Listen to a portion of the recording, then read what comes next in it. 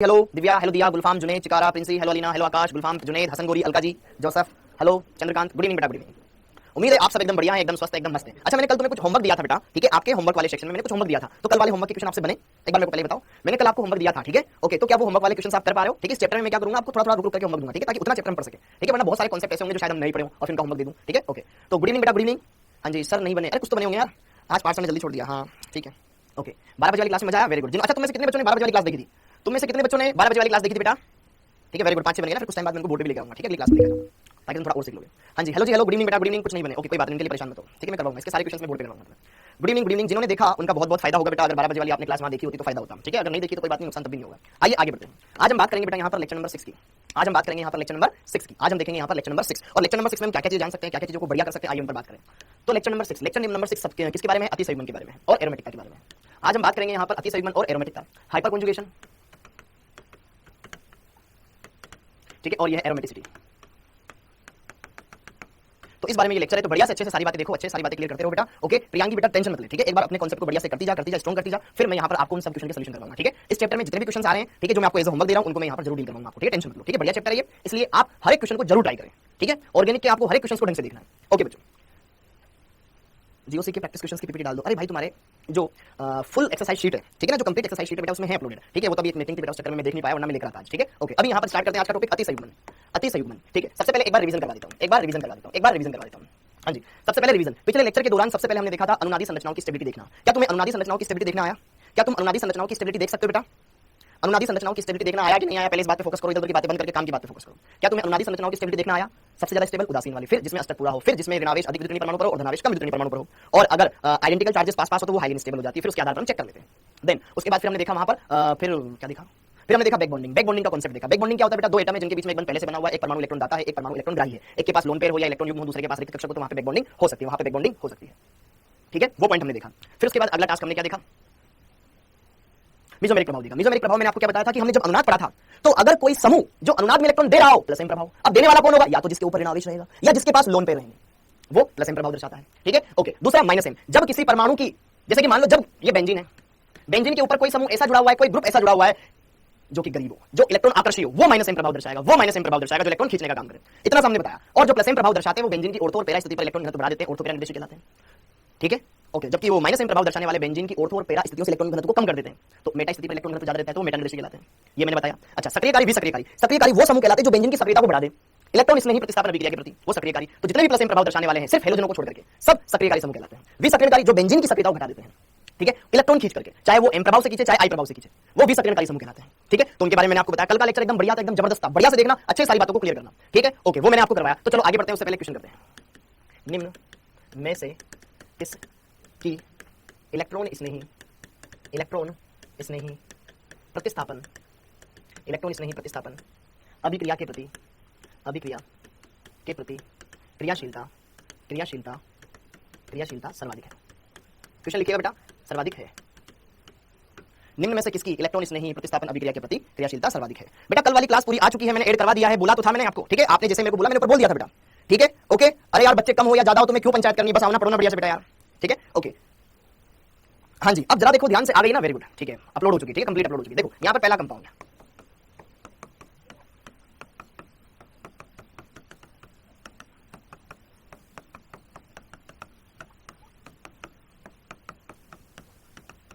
हाँ जी, इनमें से सबसे ज्यादा क्रियाशीलता किसकी होगी इलेक्ट्रॉन स्नेही प्रतिस्थापन अभिक्रिया के प्रति? बताओ कौन सबसे ज्यादा इलेक्ट्रॉन स्नेही प्रतिस्थापन अभिक्रिया के प्रति सबसे ज्यादा क्रियाशील है? तो देखो ध्यान से, हम चाहते हैं इलेक्ट्रॉन स्नेही गरीब आदमी किस बेंजीन के ऊपर जाकर के जुड़ना पसंद करेगा? जहां इलेक्ट्रॉन घनत्व ज्यादा है। यार बेंजीन तो सब में, लेकिन ऊपर समूह देखो, यहाँ मेथिल है, वहां CCl3 है, वहां NH2, ऐसे कोई भी समूह आ सकते हैं आपके। जो समूह इलेक्ट्रॉन दे रहे होंगे, जो ज्यादा देगा, वो बेंजीन की सक्रियता को ज्यादा बढ़ाएगा। यहाँ कोई नहीं है। मेथिल समूह प्लस आई प्रभाव दर्शाता है, कार्बन से 3 क्लोरीन लगा रखे, खींचने वाले समूह ये माइनस आई प्रभाव दर्शाएगा। NH2 ऑक्सीजन नाइट्रोजन के पास लोन पेयर होता है बेटा, ड्यू टू लोन पेयर ये प्लस एम प्रभाव दर्शाएगा। तो प्लस एम प्रभाव सबसे ज्यादा प्रभावी होता है। तो जितना ज्यादा, ठीक है, इलेक्ट्रॉन बेंजीन पर इलेक्ट्रॉन घनत्व जैसे जैसे बढ़ेगा उसकी सक्रियता बढ़ती जाएगी, मतलब क्रियाशीलता बढ़ती जाएगी। तो सबसे ज्यादा क्या 4 वाला होगा? Am I correct? Okay, correct है सबको, कोई दिक्कत नहीं होनी चाहिए। ये प्लस आई है, वो प्लस एम ज्यादा प्रभावी होता है। एम प्रभाव आई प्रभाव से ज्यादा इफेक्टिव होता है। Got it? ओके, चलिए आगे बढ़ते हैं, ठीक है? ओके, ठीक, इसको फर्स्ट डाल दो, ठीक है? हाँ, ये फर्स्ट क्वेश्चन है, इसको फर्स्ट क्वेश्चन। ऐसा ही एक और क्वेश्चन हम और करते हैं, सेकंड, जिसमें फिर 4 कंपाउंड लिखता हूं मैं। ए बी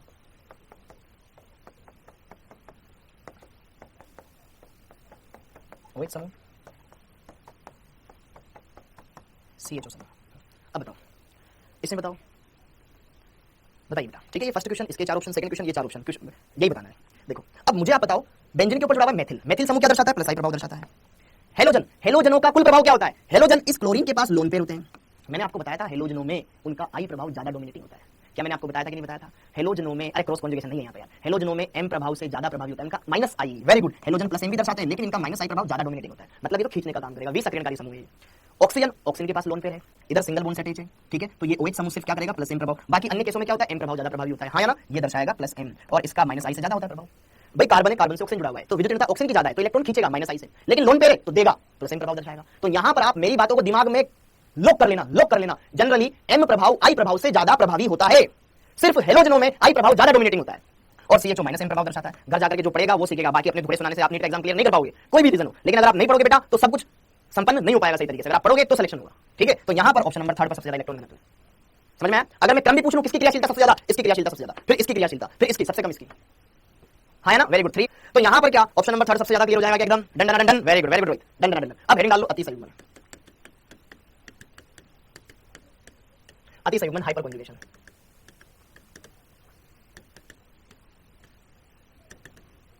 हाइपर कॉन्जुगेशन, अब अगर हम बात करें बेटा हाइपर कॉन्जुगेशन के बारे में, ठीक है। हाइपर कॉन्जुगेशन क्या होता है? CH बंध के विस्तानीकरण की घटना, CH बंध के विस्तानीकरण की घटना, विस्तानीकरण की घटना। और साथ के साथ लिखते जाएंगे, ऐसे नहीं, पहले हम सर को देखेंगे, फिर बाद में 1 घंटे नोट करेंगे, साथ के साथ देखते जाओ, साथ के साथ छापते जाओ, ठीक है। दोनों काम साथ साथ, जैसे स्कूल में करते हो वैसे यहाँ पे, जैसे आप ट्यूशन पे करते हो वैसे यहाँ पे, ठीक है ठीक है ठीक है। CH बंध के विस्तानीकरण की घटना अति संयुग्मन कहलाती है, अति संयुग्मन कहलाती है, ठीक है। इसे बेकर नाथन ने दिया था, पहली बात है, एवं इसे अबंधित अबंधित अनुनाद, अबंधित अनुनाद मतलब no bond resonance, no bond resonance भी कहा जाता है, भी कहा जाता है, भी कहा जाता है, भी कहा जाता है। छापो फटाफट। CH बंध के विस्तानीकरण की घटना क्या कहलाती है बच्चों? अति संयुग्मन कहलाती है। इसे बेकर नाथन, 2 वैज्ञानिकों ने दिया था, तो बेकर नाथन प्रभाव भी बोल सकते हैं इसको, ठीक है। नो बॉन्ड रेजोनेंस भी इसे कहा जाता है। अगली बात, इसकी आवश्यकता क्यों पड़ी? आवश्यकता 3 चीजों के लिए, कार्ब धनायन, मुक्त मूलक और एल्कीन की स्टेबिलिटी हम इसके जरिए बता सकते हैं। हेलो, मेरी आवाज एकदम क्लियर आ रही है बेटा? मेरी आवाज एकदम क्लियर आ रही है सबको? ओके। आवश्यकता, इसे इसकी सहायता से, इसकी सहायता से कार्ब धनायन, कार्ब धनायन, कार्ब धनायन एवं एल्कीन नो के स्थायित्व को समझाया जा सकता है, समझाया जा सकता है। पहले ये देख लो। अरे बेटा, अगर 2 घंटे से बड़ी क्लास होती है तो पूरी नहीं आ पाती यार, ठीक है। जिस सब्जेक्ट की भी ऐसी होती है तो उसके टीचर से बता दिया करो, वो करवा देंगे, ठीक है। जैसे केमिस्ट्री की मेरे को बोला आपने, मैंने करवा दी, ठीक है। यहाँ पे आकर के फिर बाकी चीजें करने की जरूरत नहीं है, बढ़िया से पढ़ाई करो। विस्तानीकरण होता है, वेरी गुड, हो गया, छाप लिया? अरे छाप लिया। कार्ब का नहीं, जो यहाँ लिखा है उनके बारे में लिखो, बस एक्स्ट्रा दिमाग ना लगाओ। क्लियर हो गया? ठीक है, बहुत बढ़िया। ओके, अब हम कार्ब में देखेंगे कैसे, मुक्त मूलक में देखेंगे कैसे, और एल्कीनो में देखेंगे कैसे, ठीक है। Done done done. अब सबसे पहले यहाँ पर कार्ब में अति संयुग्मन डालो। कार्ब धनायन में अति संयुग्मन कैसे होता है, क्या कंडीशन होती है, सब बताऊंगा। कार्ब धनायन में अति संयुग्मन,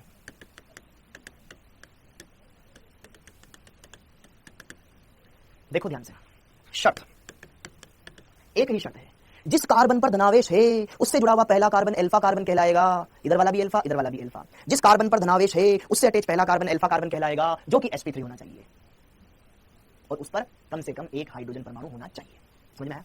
ठीक है, ओके। कार्ब धनावेशित, धनावेशित कार्बन एटम, धनावेशित कार्बन परमाणु से, एटम से जुड़े sp3 अल्फा कार्बन परमाणु के पास कम से कम 1 अल्फा हाइड्रोजन होना चाहिए। यही शर्त है।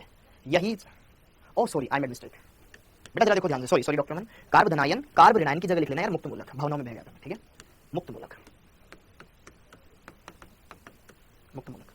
ठीक है। हाँ जी, धनावेशित कार्बन एटम से अटैच अल्फा कार्बन, पहला तो वो sp3 होना चाहिए, और उस पर एटलीस्ट 1 अल्फा हाइड्रोजन होना जरूरी है, क्या मेरी बात समझ में आ रही है आपको? समझ में आ रही है, नहीं आ रही है? समझ में आ रही है ना बेटा? ठीक है।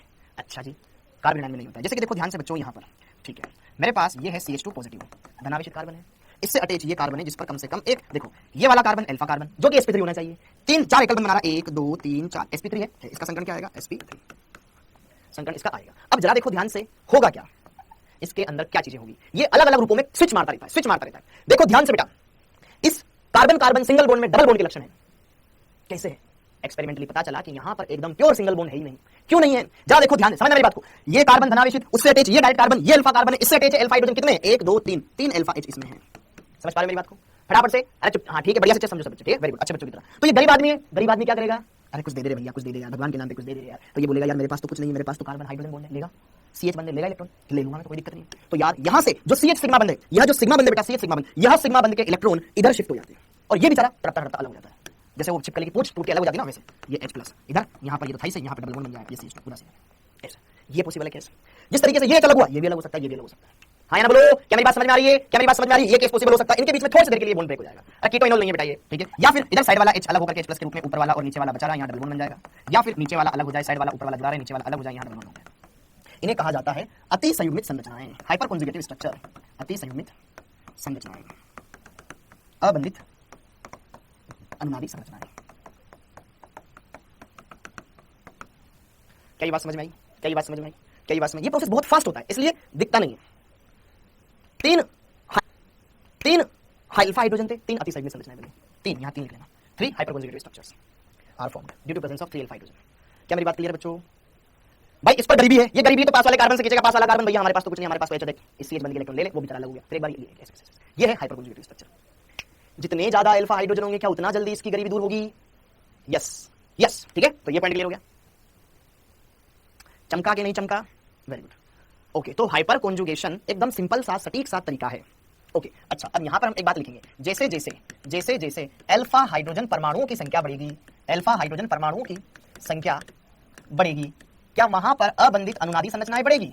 अबंधित अनुनादी संरचनाएं बढ़ेगी? यस सर, बिल्कुल बढ़ेगी। तो स्थायित्व बढ़ेगा कि घटेगा?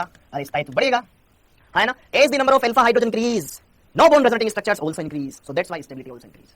ठीक है, गरीब की मदद जितनी ज्यादा करोगे उसका उतना ज्यादा होगा। और कितनी अबंधित अनुनादी संरचनाएं बनेगी? जितना अल्फा हाइड्रोजन होंगे, है ना? तो यहां पर अति संयुग्मित संरचनाएं बोलो, अति संयुग्मित अति संयुग्मित संरचनाओं की संख्या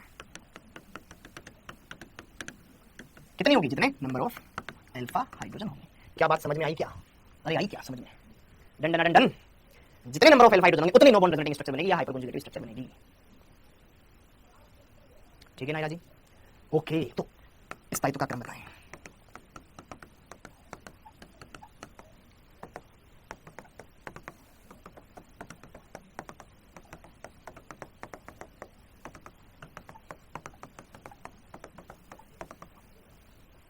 मेथिल एथिल आइसोप्रोपिल एन ब्यूटेल टेट्राब्यूटेल, सब जानते हो ना? ये 1 डिग्री कार्बन आयन, ये 2 डिग्री कार्बन आयन, ये 3 डिग्री कार्बन आयन।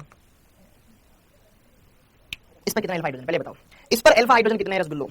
ये जो कार्बन है इससे 3 हाइड्रोजन जुड़े हुए हैं। नंबर ऑफ अल्फा हाइड्रोजन कितने हैं यहाँ पर? अल्फा हाइड्रोजन कितने हैं? अल्फा हाइड्रोजन कितने हैं? 3। संध्या वासले 3, कुमार 3, अबे नालायको, तेजाराम सॉरी 3, नालायको नालायको नालायको। बोला था जिस कार्बन पर धनावेश हो उससे अटैच कार्बन अल्फा कार्बन कहलाता है, उन पर हाइड्रोजन होना चाहिए ना लल्ला। इस पर कोई ये धनावेशित कार्बन, इससे कोई हाइड्रोजन कार्बन अटैच है क्या? कार्बन तो हो sp3 वाला, उसके हाइड्रोजन, यहाँ अल्फा कार्बन ही नहीं है, तो अल्फा हाइड्रोजन कितने? 0, 0 अल्फा H। ये धनावेशित कार्बन, ये वाला carbon alpha, 3 alpha hydrogen, 3 alpha H। ये अटैच है, ये अल्फा डायरेक्ट अटैच अल्फा, 3 यहाँ 6 अल्फा H। धनावेशित कार्बन 3 3, ये भी अल्फा कार्बन, ये भी अल्फा कार्बन, ये भी अल्फा कार्बन, 9 अल्फा H। तो क्या स्टेबिलिटी बढ़ता जाएगा? तो रट क्यों रहे हो? चीजों को देखो ना ढंग से। चमका के नहीं चमका? चमक गया गुरुजी। अरे बोलो ना यार, कर पा रहे हो दोस्तों? बहुत बढ़िया।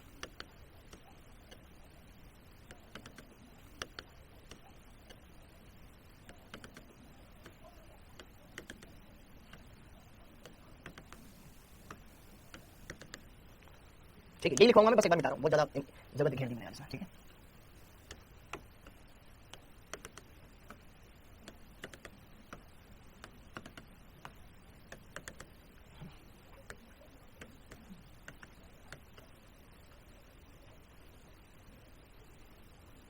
देखो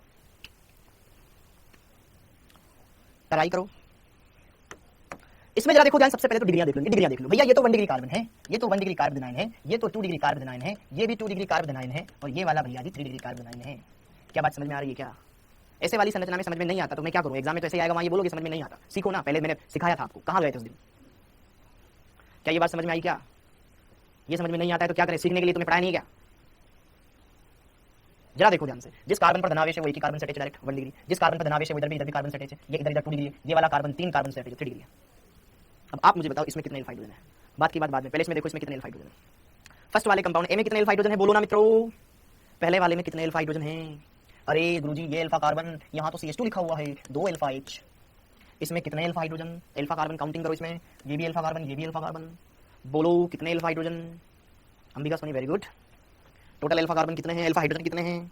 अरे सर इधर CH2 लिखा हुआ है, इधर CH3 लिखा हुआ है, 3 और 2 हो गए 5। वेरी गुड, बहुत बढ़िया। मेरा लेवल कम नहीं होगा, लेवल तुम्हें ही बढ़ाना पड़ेगा। ये वाला कार्बन, इधर भी ये अल्फा कार्बन, ये अल्फा कार्बन, काउंट करके बताओ कितने अल्फा कार्बन, कितने अल्फा हाइड्रोजन? Hydrogen hydrogen. इधर क्या यहाँ बताओ, सी में 7 है। कौन सा नशा करते हैं? इधर CH2 लिखा हुआ है, यहाँ पे CH लिखा हुआ है यार, ऊपर कार्बन इधर कार्बन इधर कार्बन, एक ही तो बंदा है जो हाइड्रोजन से बना हुआ है। यहाँ CH लिखा हुआ है, यहाँ CH2 3 अल्फा हाइड्रोजन है। इधर इस कार्बन पर धनावेश है, ये वाला अल्फा कार्बन, ये वाला अल्फा कार्बन, ये वाला अल्फा कार्बन। सही बताना इस बार। टोटल अल्फा कार्बन कितने हैं? टोटल अल्फा कार्बन कितने हैं? 8 alpha hydrogen, 8 alpha hydrogen sorry. तो जितने ज्यादा अल्फा हाइड्रोजन होंगे क्या उतनी ज्यादा स्टेबिलिटी होगी। तो क्या स्टेबिलिटी का यहाँ पर क्रम अगर हम देखें तो भाई साहब क्या डी वाला सबसे ज्यादा स्टेबल होगा, फिर बी वाला, फिर सी वाला, फिर ए वाला। हाँ या ना बोलो, हाँ या ना बोलो। ठीक है, 3 डिग्री ज्यादा स्टेबल क्यों होता है? क्योंकि इसमें ज्यादा अल्फा हाइड्रोजन होता है, इसलिए ज्यादा अतिसंयोजन होता है। ठीक है, ये दोनों 2 डिग्री है, 2 डिग्री में भी इसमें कम स्टेबिलिटी है, इसमें ज्यादा स्टेबिलिटी क्यों? क्योंकि यहाँ पे अल्फा हाइड्रोजन ज्यादा, इसमें कम थे। घुसा के नहीं घुसा दिमाग में, ठीक है, रखते ही थे। हाँ जी, ओके, समझ पा रहे हो मेरी बातों को? क्लियर है मामला? ओके, रेगुलर आओगे रेगुलर सीखोगे, नहीं आओगे नहीं सीख पाओगे। ठीक है, एक क्वेश्चन लिखो, निम्न यौगिक में संभावित, निम्न यौगिक में अल्फा हाइड्रोजन की संख्या होगी।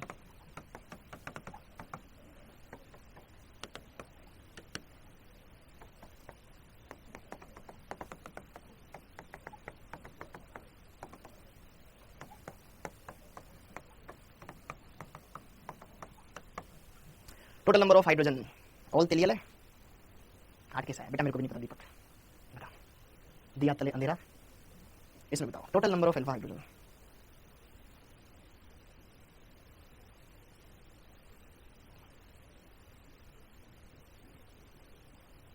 अल्फा हाइड्रोजन कैसे देते थे सर? धनावेशित कार्बन से जुड़ा हुआ पहला कार्बन जो कि sp3 हो, उससे अटैच हाइड्रोजन अल्फा हाइड्रोजन होता था।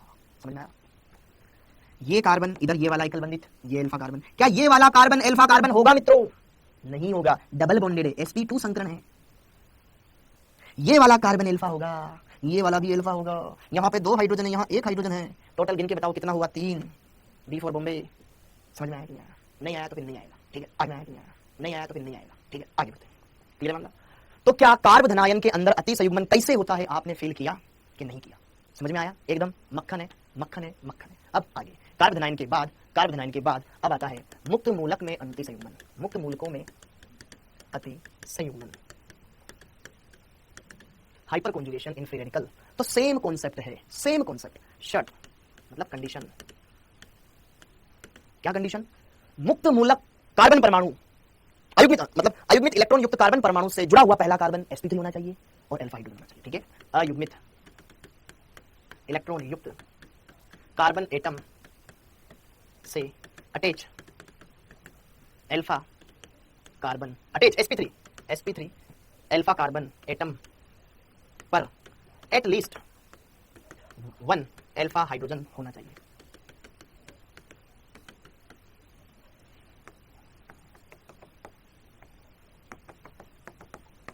CH3 CH2 क्या नाम है इसका? नाम बताओ, नाम बताओ इसका, बताइए इसका नाम बताइए, क्या नाम है इसका? इस कंपाउंड का नाम बताओ। इथेन। खड्डा उठा तुम्हारे आसपास, कूद जाओ उसमें, कमरे में खिड़की है, खेल खोल के कूद जा। इथेन मत कूदना, ठीक है? एथिल, ठीक है बेटा, ये तो पता होना चाहिए ना, CH3 CH2 एथिल मुक्त मूलक। जबकि इतनी बार बता दिया है कि यार CH3 CH2 को क्या बोलते हैं? एथिल बोलते हैं, एथिल बोलते हैं। ये वाइनिल किसने बोल दिया भाई? एक तो क्लास में रेगुलर आते नहीं है ना, और फिर वो बहुत दिखाते हैं अपन दादागिरी, कुछ नहीं होता तुमसे, नहीं बन पाता, तुम्हें इसका नाम नहीं याद है बेटा, ठीक है? अब जरा देखो ध्यान से, मुक्त मूलक कौन से बंध विखंडन से बनता है, समांश से या विषमांश से? मुक्त विखंडन, मुक्त मूलक का निर्माण कौन से विखंडन से होता है? होमोलाइसिस। ओके, तो यहां पर भी CH बंध का होमोलाइसिस होगा, अर्थात इसका इलेक्ट्रॉन इसके पास, इसका इलेक्ट्रॉन इसके पास, फट से यहां पर ये वाला अपना इलेक्ट्रॉन लेके अलग, ये वाला इसके पास जैसे इलेक्ट्रॉन आया, इसके इलेक्ट्रॉन के साथ इसने क्या कर लिया, अतिव्यापन करके टाइप बना दिया। या फिर साइड वाला इलेक्ट्रॉन अलग हो जाए, ऊपर वाला बचा रहे, नीचे वाला बचा रहे, यहां पे डबल बॉन्ड बनवा दे। या फिर यहां पर क्या होगा, ये साइड वाला लगा रहे, ऊपर वाला लगा रहे, नीचे वाला अलग हो जाए, यहां पे डबल बॉन्ड बन जाए। क्या एकदम सेम सेम है क्या बेटा? क्या यहां पर भी सेम सेम ही चल रहा है क्या प्रोग्राम? तो क्या हम यहां पर बोल सकते हैं क्या, तीन अति संयुग्मित संरचनाएं बनी, तीन अति संयुग्मित संरचनाएं बनी, बस एकदम सेम। क्लियर है? क्लियर है मामला एकदम? कितना सिंपल लग रहा है सर? वाकई में सिंपल है बेटा, हमने टफ अपन नहीं बना रखा है। ठीक है, तो क्या ये समझ में आया इसमें कैसे होता है, समांश बंध विखंडन कैसे होता है, कैसे यहाँ पर ये अतिसंयुग्मित संरचनाएं बन रही है? वेरी बहुत बढ़िया। हाँ जी, ठीक है, अब वापस से स्थायित्व क्रम देखो, सेम है, जितने ज्यादा अल्फा हाइड्रोजन होंगे उतनी ज्यादा अतिसंयुग्मित संरचनाएं बनेगी, उतना ज्यादा स्टेबिलिटी बढ़ेगी। ठीक है, स्थायित्व क्रम बताया।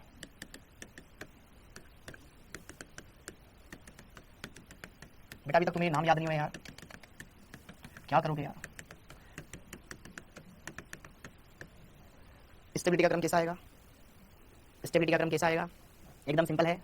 स्टेबिलिटी का क्रम कैसा आएगा? एकदम सिंपल है सर। इसमें देखो 0 अल्फा हाइड्रोजन है, ये 1 डिग्री मुक्त मूलक है, यहाँ पर सर 3 अल्फा हाइड्रोजन है, यहाँ पे जरा देखो ध्यान से, इसके पास ये अल्फा कार्बन, ये अल्फा कार्बन 6 अल्फा हाइड्रोजन है, ये 2 डिग्री वाला है। ठीक है, जिस पर फ्री रेडिकल है वो 3 डिग्री वाला है, यहाँ पे ये भी अल्फा कार्बन, ये भी अल्फा कार्बन, ये भी अल्फा कार्बन, बोलो ना यार, क्या 9 अल्फा होंगे? यस। सो यहाँ पर स्टेबिलिटी का ऑर्डर क्या होगा सर? ए सबसे कम, फिर बी, फिर सी, मतलब ठीक है। स्टेबिलिटी का यहाँ पे क्या बताऊँ? ठीक है, ये बता दो। ठीक है, बढ़ता हूँ। क्लियर, एकदम सिंपल है, कर सकते हो, कोई दिक्कत नहीं है, जरा सी भी दिक्कत नहीं है। हाँ जी, दोनों में ज्यादा स्टेबल कौन? दोनों में ज्यादा स्टेबल कौन? दोनों में ज्यादा स्टेबल कौन? रुक जा रुक जा रुक जा रुक जा।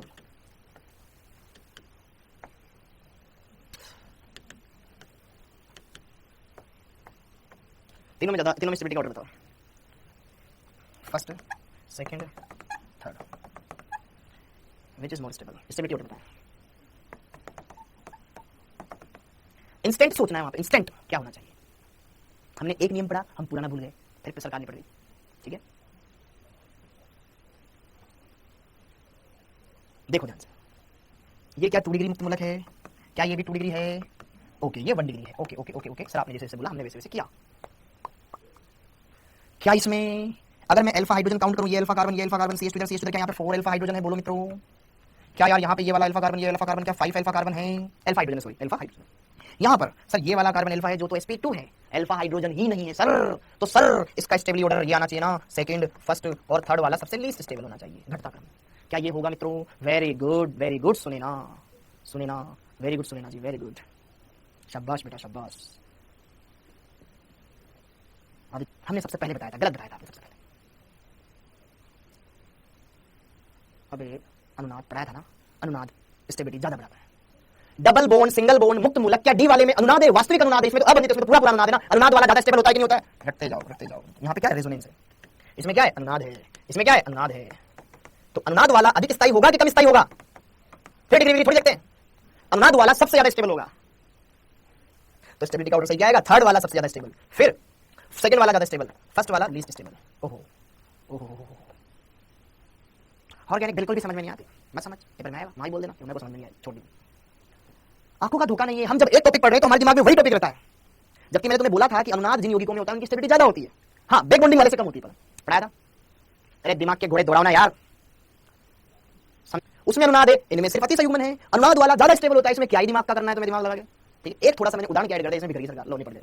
ओके, समझ में आया? अगला, हाँ जी, चलो एक क्वेश्चन और कर लिया जाए, देखते हैं कितने बच्चे हैं जो कि चीजों को सही तरीके से क्लियर करते हैं।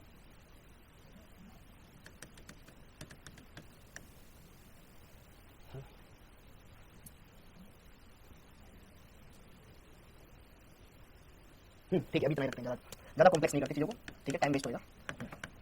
अब बताओ दोनों में ज्यादा स्टेबल कौन है? दोनों में ज्यादा स्टेबल कौन है? अरे भाई जिसमें अनुनाद हो रहा है तो उसकी स्टेबिलिटी ज्यादा होती है ना, पढ़ाया नहीं था कि तुम्हें? ठीक है, ओके, यहाँ पर फर्स्ट वाला ज्यादा स्टेबल, इसमें रेजोनेंस, इसमें अनुनाद है। इसमें सिर्फ क्या है? इसमें क्या है सर? इस कार्बन के पास इधर अल्फा हाइड्रोजन, इधर अल्फा हाइड्रोजन, इधर अल्फा हाइड्रोजन, सर यहाँ पे 9 अल्फा हाइड्रोजन है, इसमें अनुनाद है, तो अनुनाद की स्टेबिलिटी ज्यादा होती है अनुनाद वाले यौगिकों की। ठीक है, अनुनाद, ठीक है, क्लियर है? ओके, अब ये खत्म, अब एडिंग डाल लो एल्कीनों में,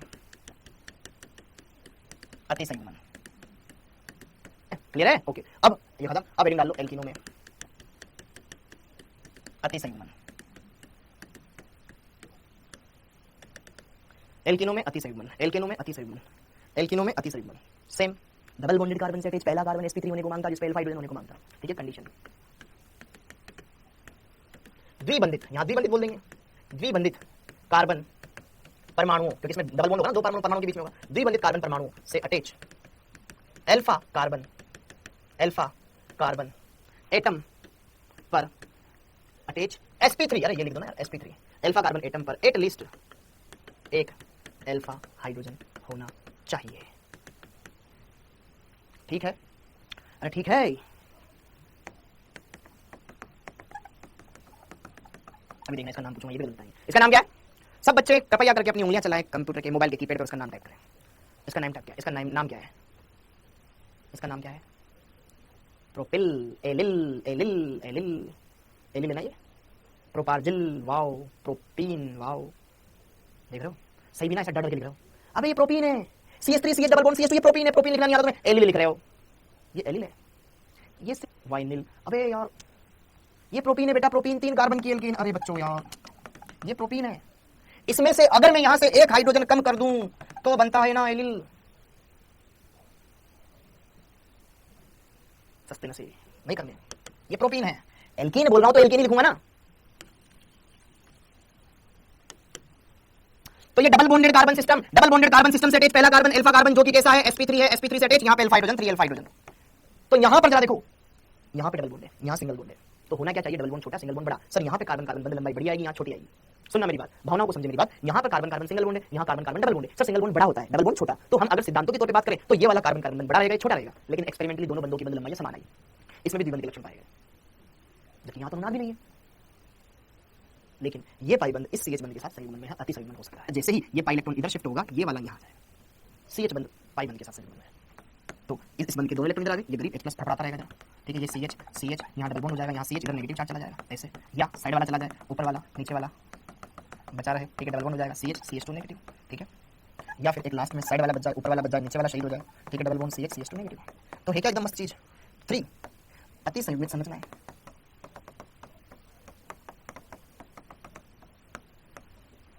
3 अति संयुग्मित संरचनाएं, 3 अति संयुग्मित संरचनाएं, कुछ नहीं कहना है। जो ये प्रोटीन है तो प्रोटीन बोलना है, एक्स्ट्रा दिमाग क्यों लगा रहा है? ये भी कह सकते हैं कैंसिल तुम्हारा। ठीक है,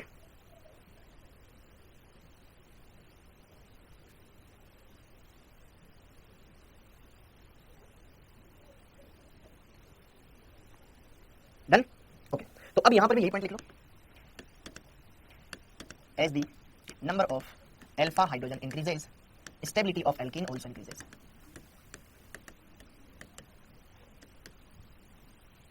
ठीक है, क्लियर है? अरे मक्खनी लगेगा तो चिंता क्यों कर रहा है बेटा तू? ठीक है, ओके क्वेश्चन इस टाइप का कर लेता है।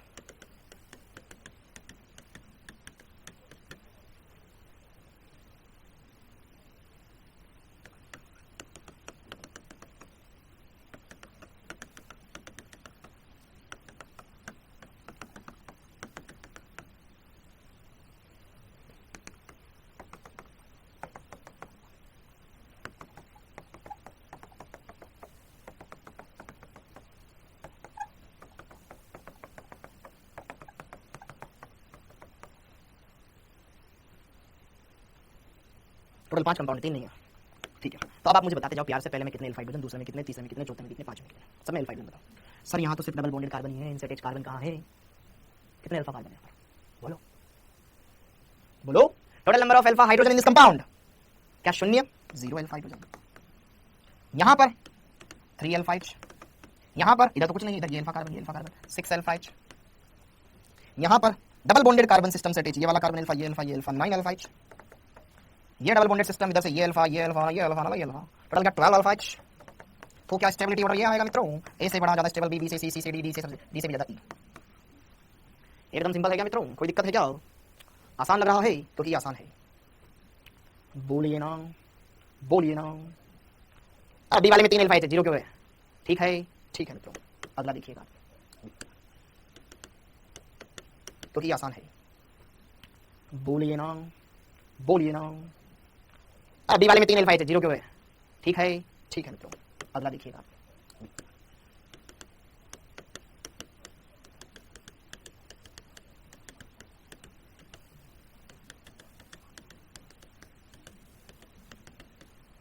दोनों में ज्यादा स्टेबल कौन है? ठीक है, इन दोनों में ज्यादा स्टेबल कौन है? Details of my State Bank of India account number. Devesh More क्या करूं मैं इसका? बी में तो अनुनाद ही ना अधिक स्टेबल होगा ना, बट किसने बोला अनुनाद है उसमें? यहाँ अल्टरनेट डबल बॉन्ड दिखाई दे रहा है तुझे? कौन से नशा कर रहे हो? शुद्ध अनुनाद है, किसमें कोई अनुनाद नहीं है, किसी भी कंपाउंड में अनुनाद नहीं है। पाई बॉन्ड के संयुग्म में क्या तुम्हें कोई डबल बॉन्ड दिख रहा है, कोई लोन पेयर दिख रहा है, कोई धनावेश दिख रहा है, कोई ऋणावेश दिख रहा है, कोई मुक्तमूलक दिख रहा है? पता नहीं बेटा क्या खाया आज? इन दोनों में ज्यादा स्टेबल कौन है? सर दोनों समान स्टेबल है। क्या दोनों समान रूप से स्टेबल हैं?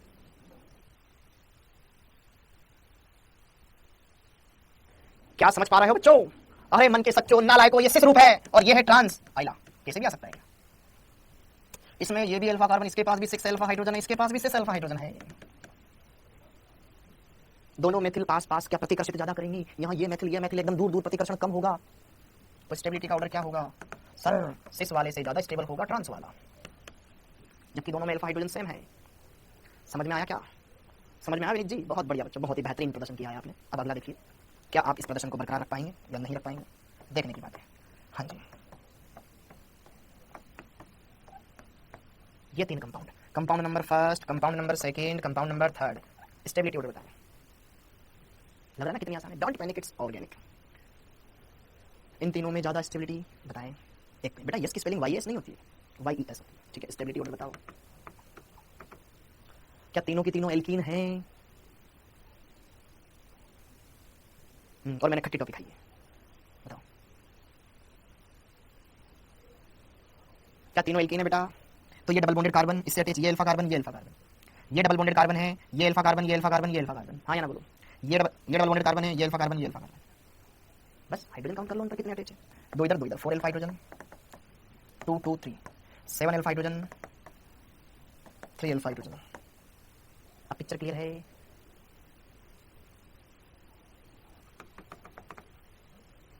ठीक है क्या मामला? एकदम सिंपल है, कर सकते हो? बिल्कुल कर सकते हैं, थोड़ी ना कोई दिक्कत आती है हम तो आराम से कर सकते हैं, हमारे लिए कोई बड़ी बात नहीं है। ठीक है, अगला अगला अगला अगला अगला क्वेश्चन, निम्न यौगिकों में अल्फा हाइड्रोजन परमाणुओं की संख्या बताएं।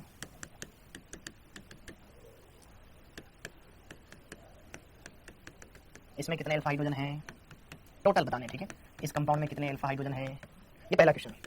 इस कंपाउंड में कितने अल्फा हाइड्रोजन है? ठीक है, दूसरा क्वेश्चन,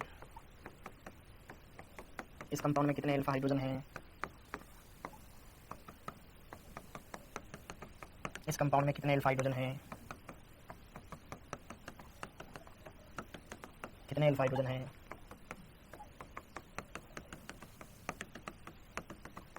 कितने अल्फा हाइड्रोजन? सिर्फ और सिर्फ आपको ये बताना है टोटल अल्फा हाइड्रोजनों की संख्या, बाकी और कुछ नहीं बताना। बेटा देखो ना, 2 यहाँ पे, 2 यहाँ पे, 2 और 2 4, 4 और 3 7। ठीक है, यहाँ पे 2 और 2 4, यहाँ पर 2, यहाँ 1 यहाँ। ठीक है, हाँ जी, आपको कोई स्टेबिलिटी का पहले वाले में डबल बॉन्ड ये रहा, डबल बॉन्ड से अटैच sp3 कार्बन, ये वाला कार्बन भी sp3 है, ये वाला कार्बन भी sp3 है, ये वाला भी है। यहाँ पे सर 2 हाइड्रोजन है, 2 यहाँ पर 3 यहाँ, टोटल 7 अल्फा। हाँ या ना बोलिए बेटा, क्या सही बोल रहा हूँ मैं? पहले वाले में 7 है। इस वाले कंपाउंड में देखो, ये डबल बॉन्डेड सिस्टम, इधर वापस डबल बॉन्डेड है, इससे मेरे को मतलब ही नहीं है। इस वाले से ये अल्फा कार्बन है, ये वाला कार्बन अल्फा है। इस वाले डबल बॉन्डेड सिस्टम के सापेक्ष देखो, इधर तो जाने का कोई मतलब ही नहीं है, उधर तो sp2 आ रहा है, इधर जाकर के ये अल्फा कार्बन। हाँ या ना बोलिए मित्रों? तो क्या 2 2 3, क्या यहाँ पर 7 अल्फा है? हाँ या ना बोलो? ठीक है, हाँ या ना बोलो? क्या यार समझ में आ रहा है क्या? मैं क्लास में भी तो इतना करवा रहा हूँ ना। ठीक है, इसमें जरा देखिए मित्रों, क्या यार इधर ये डबल बॉन्डेड से इधर sp2, इधर भी sp2, इस डबल बॉन्डेड से इधर भी sp2, इधर भी sp2, इसके इधर sp2, इधर sp2, तो क्या सिर्फ यहाँ पर ये जो डबल बॉन्डेड कार्बन यहाँ यही अल्फा कार्बन होगा? अरे पहले जो मैं करा रहा हूँ ये करो चुपचाप, इधर कोई बात मैं सोचो दिमाग में। क्या यहाँ पर 3 अल्फा हाइड्रोजन है? समझ में आया कि नहीं आया? समझ में आया कि नहीं आया?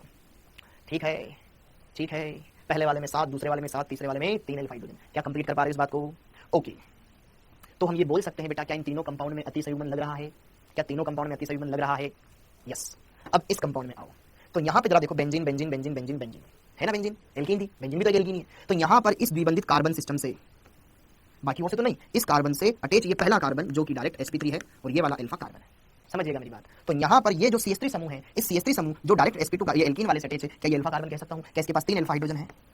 तो यहाँ पर क्या अति संयुग्मन लगेगा कि नहीं लगेगा, ये मेरे को बताओ। तो मेथिल समूह क्या अति संयुग्मन दर्शा रहा है कि नहीं दर्शा रहा है?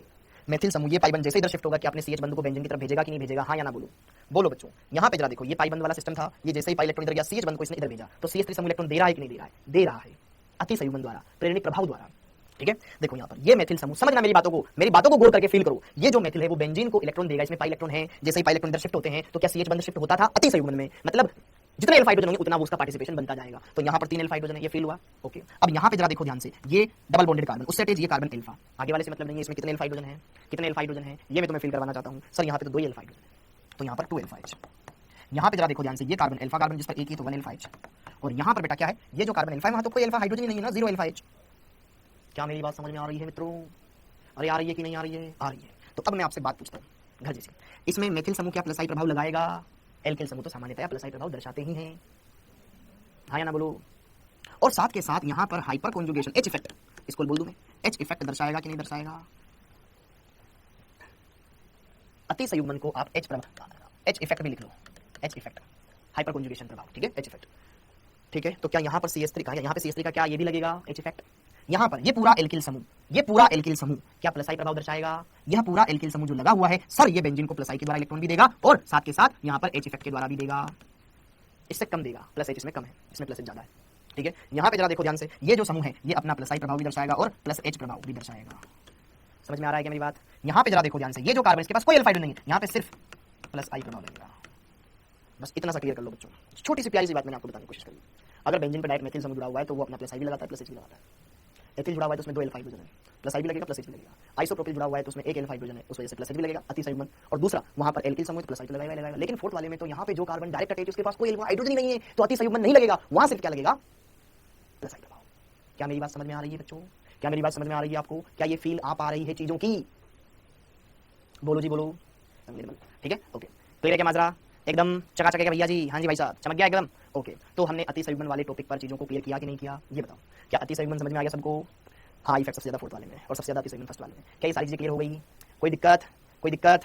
किसी भी बालक बालिका को कोई परेशानी हो, अपना हैंड रेस कर सकती हो, कर सकते हो। एकदम सिंपल था, एकदम मक्खन था। ठीक है बेटा, अब हम यहाँ पर, हाँ, अब एक बात मैं आपको और बताता हूँ, एक बात मैं आपको और बताता हूँ। देखो ध्यान से, एक नोट लगाएंगे बेटा, नोट। ठीक है, नोट। देखो पहले फील करते हैं इस चीज को, फील करते हैं। जैसे बेंजीन के ऊपर जैसे कोई प्लस एम प्रभाव दर्शाने वाला समूह लगा दिया मैंने, OH। ठीक है, ये ऑक्सीजन प्लस एम प्रभाव दर्शाता है।